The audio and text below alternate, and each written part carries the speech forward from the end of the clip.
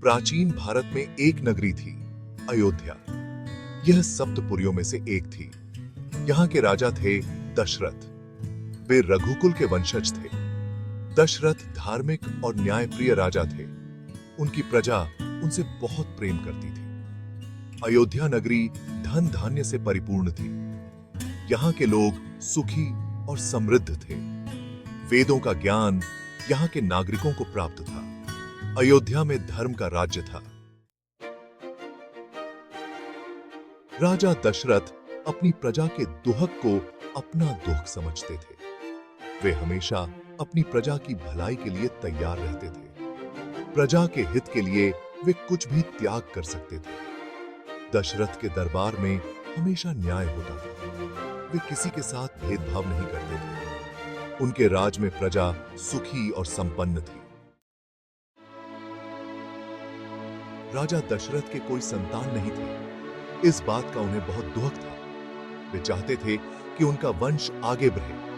उन्होंने पुत्र प्राप्ति के लिए यज्ञ करने का निश्चय किया। उन्होंने अपने गुरु वशिष्ठ से सलाह ली। गुरु वशिष्ठ ने उन्हें पुत्रेष्टि यज्ञ करने को कहा। उन्होंने कहा कि इस यज्ञ से उन्हें पुत्र रत्न की प्राप्ति होगी। राजा दशरथ ने यज्ञ की तैयारी पूरी श्रद्धा और भक्ति से की। उन्होंने देश के श्रेष्ठ ऋषि मुनियों को यज्ञ में बुलाया। यज्ञ स्थल को फूलों से सजाया गया। यज्ञ की शुरुआत वेद मंत्रों के उच्चारण के साथ हुई। ऋषि मुनि मंत्रोच्चार कर रहे थे। पूरा वातावरण भक्तिमय हो गया।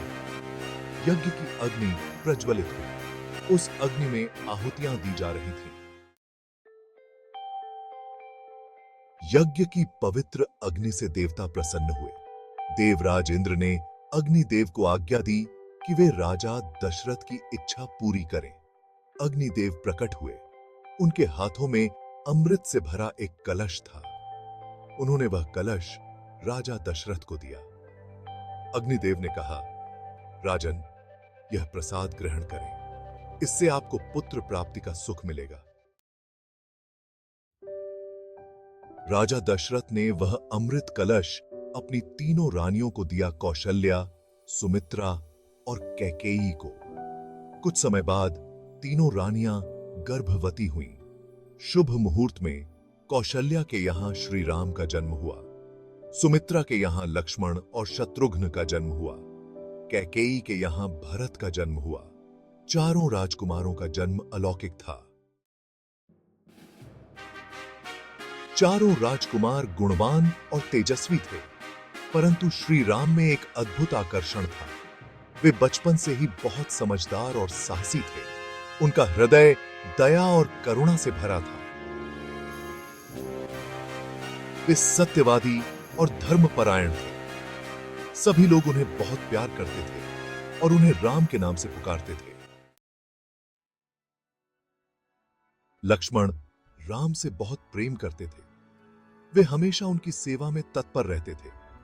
भरत भी राम से बहुत स्नेह करते थे। भरत धार्मिक और न्यायप्रिय थे।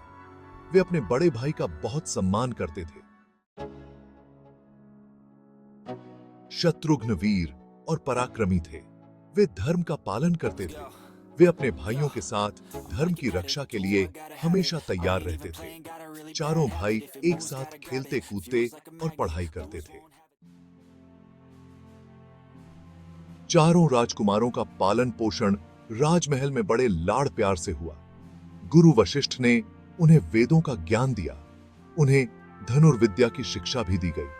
धीरे धीरे चारों राजकुमार युवा होने लगे। वे अपनी बुद्धि, बल और साहस के लिए प्रसिद्ध हो गए।